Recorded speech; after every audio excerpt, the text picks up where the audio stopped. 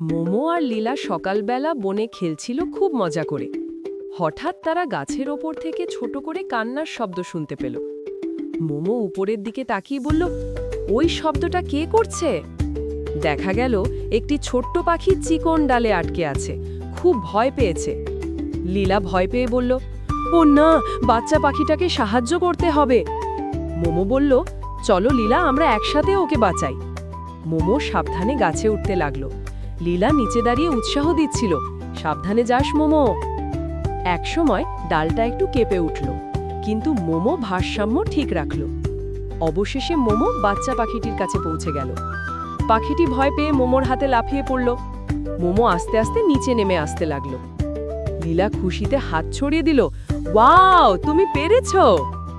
তারা দুজনে পাখির বাসা খুঁজতে বনের ভেতর হাঁটতে লাগলো।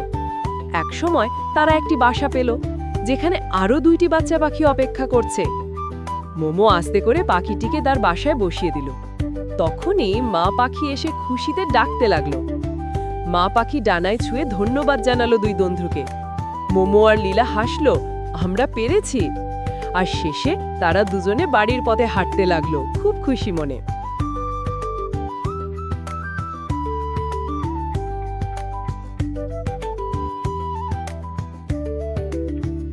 হাই বন্ধুরা, যদি ভিডিওটা ভালো লাগে তবে চ্যানেলটা অবশ্যই সাবস্ক্রাইব করবে।